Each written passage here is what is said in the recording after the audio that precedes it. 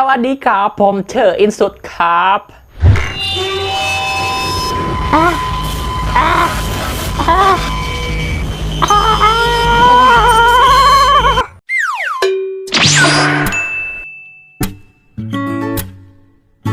สวัสดีทุกคน, apa kabar semuanya?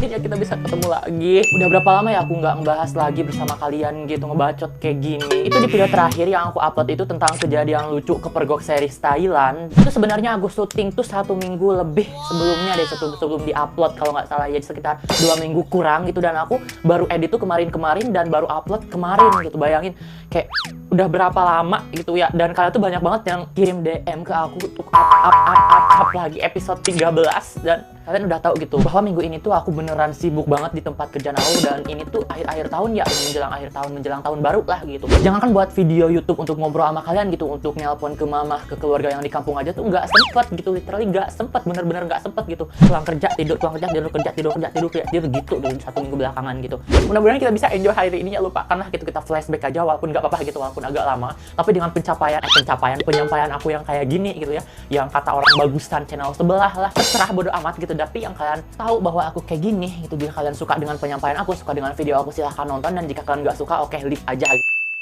Nah, seperti yang kalian lihat di judul, di video kali ini kita akan bahas mengenai teori Digital Graduation episode 13 kemarin. Tapi sebelum kita ke videonya, aku mau nyampein beberapa hal dulu. Yang pertama, ini penting banget gitu yang aku sampaikan di awal ini, mengenai baju yang aku gunakan gitu. Kenapa aku pakai baju ini terus di tiap aku video? Gue kan udah bilang nih sama kalian, gue tuh anak kos gitu, aku nggak punya stok baju banyak gitu, dan aku punya beberapa baju, dan itu tuh nggak bagus di kamera. Jika kalian pengen aku ganti baju gitu, kalian tolong dong care juga gitu, jangan skip videonya, jangan skip iklannya juga gitu, untuk pemasukan juga. Nah, ketika udah ada pemasukan, aku bakalan kasih ke kalian juga gitu kan, ujung-ujungnya seperti itu gitu loh. Terus untuk yang kedua, kalian nggak usah hiraukan komentar di luar sana, alias komen lah gitu di video-video aku sebelumnya atau di videoku nanti yang ini nih. Kalian nggak usah hiraukan gitu. Ibaratnya gini ya, seindah-indahnya sungai yang mengalir di pegunungan, pasti ada aja tai yang lewat. Jadi kalian nggak usah respon atau nggak usah kayak debat lah, itu soalnya nggak penting gitu loh. Dengan kalian nyemangatin aku aja itu udah lebih dari cukup kok. Dan untuk yang ketiga, membandingkan channel aku dengan channel sebelah, sebenarnya nggak apa-apa kalian suka dengan channel sebelah, kalian lebih suka channel yang lain daripada channel aku, dengan pembahasan aku, dengan kayak pembawaan aku kayak gini gitu. Nggak apa-apa banget gitu, tapi ya dimohon gitu lah, kayak enak gitu ngomongnya gitu, jangan kayak apaan sih bla bla bla bla gitu. Kayak lebih baik di channel anu gitu, kayak seolah-olah mempromosikan channel itu gitu loh. Kalian dibayar berapa sama dia gitu, kayak seolah-olah buat kayak menjatuhkan channel orang lain untuk menaikkan channel mereka gitu loh. Jadi jika kalian kayak seolah kayak membanding-bandingkan gitu, nggak layak banget lah kalau menurut aku ya, dan nggak pantas juga gitu. Jatuhnya tuh malah jadi kayak sales channelnya itu gitu. Kita tuh jadi sales tong, hah? Heran saya. Dan untuk yang terakhir mengenai pembahasan yang bakalan aku bahas di video kali ini tuh bukan berdasarkan sumber yang terpercaya ya, bukan berdasarkan dari sumber-sumber aslinya, tapi ini tuh berdasarkan kayak anggapan-anggapan penggemar aja, kayak anggapan-anggapan penonton, anggapan-anggapan dari DM-DM yang masuk ke Instagram aku gitu. Jadi kalian jangan anggap serius pembahasan yang akan aku jelaskan nanti, karena aku nggak mau nanti jatuhnya jadi hoax atau kayak kabar palsu atau gimana gitu, atau kayak menyimpan harapan ke kalian gitu, memberi harapan. Enggak, di sini aku hanya membahas teori-teori dari penonton setia The Gift Graduation. Jika kalian menganggap ini serius, aku udah tekankan dari awal, ini bukan berasal dari sumber terpercaya, oke? So, kalau begitu, jika kalian udah siap ke pembahasannya, seperti biasa jangan lupa kalian tekan tombol like terlebih dahulu, kemudian kalian tekan tombol subscribe, dan kemudian kalian tekan tombol lonceng notifikasinya supaya kalian dapat video-video terbaru dari Insut. Dan langsung saja, nggak usah tunggu lama-lama, tutup pintu kamar, cek kanan kiri atas bawah depan belakang kalian, and let's talk about teori. Oke, menurut teori Digital Graduation episode 13 kemarin, ada 2 pendapat mengenai series ini. Yang pertama, pendapat bahwa bakalan ada The Gift Season 3, dan pendapat nggak bakalan ada The Gift Season 3. Dan untuk yang pertama, kita bakalan membahas teori-teori mengenai dugaan bahwa The Gift series bakalan ada Season 3. Dan ini dia teorinya. Semakin banyak potensi, semakin banyak masalah. Oke, kita tahu di episode 13 kemarin, alias di episode terakhir, yang menceritakan bahwa endingnya adalah semua siswa yang ada di negara tersebut diberi audio untuk mengaktifkan sel The Gifted. Jadi, semua orang yang ada di negara tersebut bakalan memiliki potensi. Bayangin aja dengan adanya siswa-siswi yang memiliki potensi The Gifted yang bisa kita hitung dengan hitungan jari gitu, kayak si gengnya si Peng, gengnya si Ted, terus gengnya ya yang lainnya gitu. Itu adalah ya sebagian kecil aja gitu yang memiliki potensi The Gifted. Itu udah udah ada masalah kayak serumit itu gitu sampai 2 season tuh tahu ya, membahas si support, membahas si potensi anak-anak The Gifted ini gitu. Terus kalau satu negara memiliki potensi The Gifted bakalan sebanyak apa itu masalahnya kalau sakit hati ini bukan ditonjok malahan kayak malah diracun atau gila, pasti bakalan ekstrim lo tau kan. Lagian sih endingnya kok malah semuanya dikasih potensi The Gift ya, otomatis kan kita bakalan kayak berpikir wah kira-kira bakalan kayak gimana nih, kayak berarti banyak potensi-potensi dong yang nggak kita ketahui gitu loh. At least sontak ini tuh membuat kayak penonton khususnya penggemar The Gift Graduation meronta-ronta. Endingnya kok kayak gini? Ya, itulah teori yang pertama. Terus teori yang kedua, Menteri dan Budarin merupakan dalang selain Pak Support. Kita tahu di akhir-akhir episode kemarin ya, dari episode 11 kalau nggak salah ya, si Budarin sama si Pak Menteri tuh kok nggak nongol-nongol gitu, kemana? Apakah si Budarin lagi ngurus marketingnya salonnya Sipun atau gimana gitu loh. Terus ditambah lagi dari gerak-geriknya tuh yang sangat mencurigakan gitu, kita tidak tahu gitu secara mendalam apa sih latar belakangnya si Budarin, latar belakangnya si Pak Menteri gitu, hanya sekilas aja. Di season ini tuh kayak lebih full, lebih menonjol tuh kayak ke latar belakangnya si Support, iya nggak sih? Kayak lebih ke masa lalunya si Support, kayak lebih Anuannya lah gitu loh.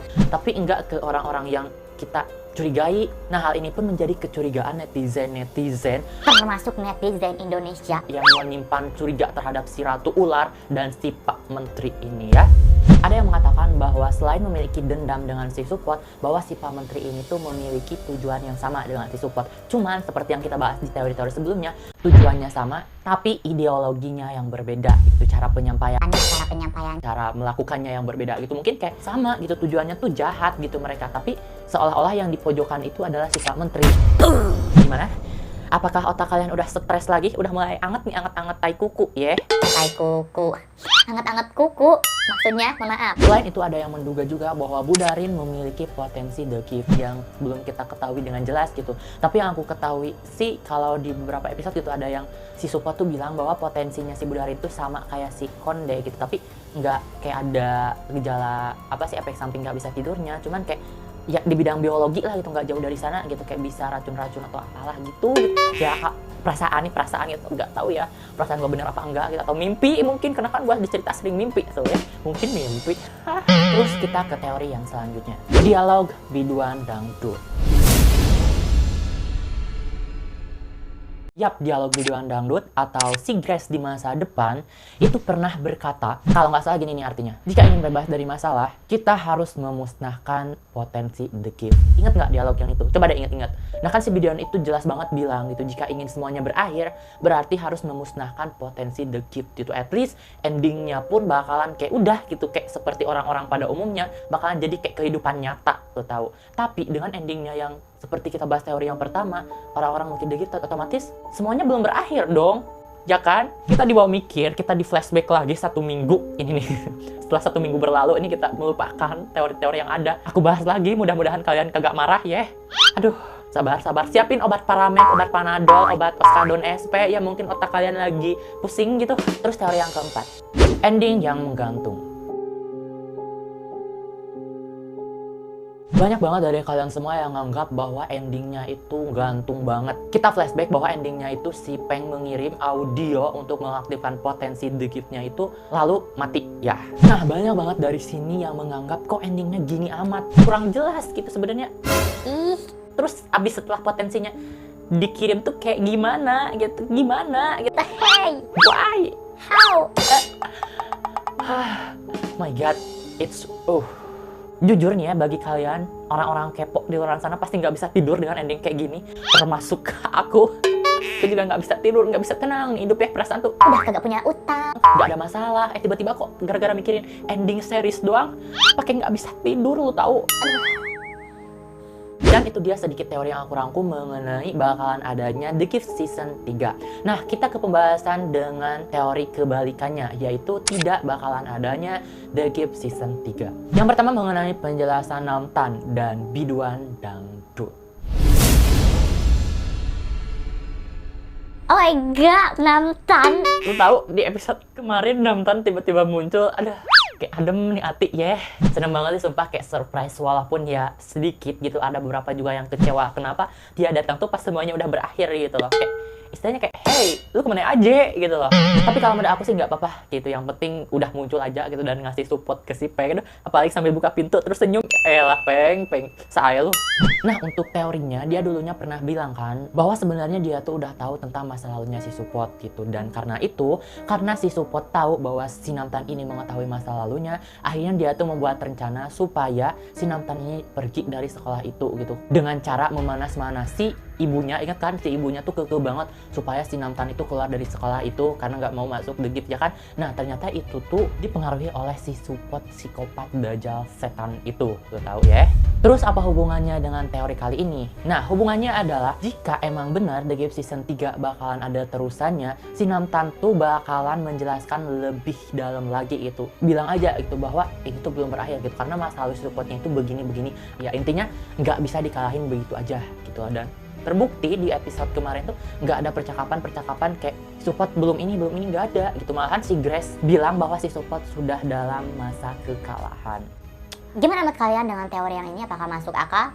Komen di bawah. Next. Mengenai penjelasan penyanyi dangdut, yaitu si Grace pas masa depan, nggak pernah membahas mengenai si Pak Menteri dan si Budarin. Nih, logikanya gini, jika emang bakalan ada permasalahan yang mengikut campurkan si Budarin dan si Pak Menteri, otomatis dong si Grace masa depan itu tahu, oh ternyata musuhnya itu bukan hanya si Support, tapi si Darin sama si Menteri ini. Tapi di season kemarin nggak dijelaskan demikian. Dan itu memperkirakan juga bahwa emang benar bahwa si Budarin dan Pak Menteri itu nggak ada niat jahat atau ya niat buruk di balik semua ini, dan semuanya udah berakhir gitu loh. Nggak ada pembahasan yang lebih mendalam lagi yang dibahas oleh si biduan dangdut ini. Jika memang bakalan ada season 3, otomatis bakalan dibahas dong seenggaknya sekilas sama si biduan dangdut ini, tapi ternyata enggak. Terus teori yang selanjutnya yaitu lirisnya New Project Series GMMTV 2020. Di tanggal 3 Desember kemarin, kalian udah tahu kan bahwa GMMTV mengumumkan project terbarunya, yaitu project series-series yang diciptakan oleh agensi tersebut. Ada 16 series yang bakalan ada di tahun 2021. Dan, oh my god, banyak banget series-series yang di luar. Kayak nggak nyangka gitu. Oke, kita akan bahas nanti ya. Tapi kita bahas dulu ke teori yang tadi. Ternyata di pengumuman kemarin nggak ada series The Gift Season 3 gitu loh. Jadi ya diduga tahun depan nggak bakalan ada series season 3. Ya kecewa, jelaslah sangat kecewa. Tentunya aku ya kayak penggemar berat banget gitu. Tapi nggak apa-apa, nggak usah khawatir. Kita masih ada harapan. Ingat series The Gift Graduation ini tayangnya kapan coba? Yap, selang 1 tahun baru tayang. Jadi tahun 2018 The Gifted Season pertama tayang, tahun 2019 off, dan tahun 2020 mereka menayangkan The Gift Graduation. Wow, gitu. Dan kita masih ada harapan nih di tahun 2022. Tapi itu tergantung ke kalian gitu. Apakah kalian rela menunggu selama 2 tahun? Ya, at least 2 tahun ya. 2 tahun lah kurang lebih. Apa kalian siap menunggu selama itu? Ya mungkin sama gitu kayak di season sebelumnya, bahwa si pencipta cerita ini tuh butuh waktu 1 tahun untuk menyusun cerita sebagus ini. Why not? Yang penting hasilnya memuaskan kayak gini. Aku beneran sujud. Apa pendapat kalian? Komen di bawah. Nah, terus untuk series terbarunya GMMTV yang bakalan liris di tahun 2021, apa aja? Apakah kalian penasaran? Apa kalian pengen aku bahas? Jelas lah kalian pengen aku bahas, karena kalian udah tag aku ya kan, DM aku, bahkan di kolom komentar banyak banget buat aku bahas series terbarunya GMMTV nanti. Dan aku kasih bocoran, bakalan ada series terbarunya Nanon. Ya, si Peng bakalan main series yang mengejutkan kita. Oke, aku nggak mau kasih bocoran banyak, biar kalian penasaran. Nah, kalau gitu itu dia teorinya. Gimana menurut kalian? Komen di bawah pendapat kalian apa. Tulis sedetail-detailnya di kolom komentar. Dan untuk video kita selanjutnya, aku udah kasih tahu ke kalian bahwa aku bakalan buat video mengenai series terbarunya GMMTV. So, kalau gitu video kita hari ini, jangan lupa kalian like, subscribe. Aku menurut jika ada hal-hal yang kurang menyenangkan, kuturhona. Kapun kap, see you di next video. Bye.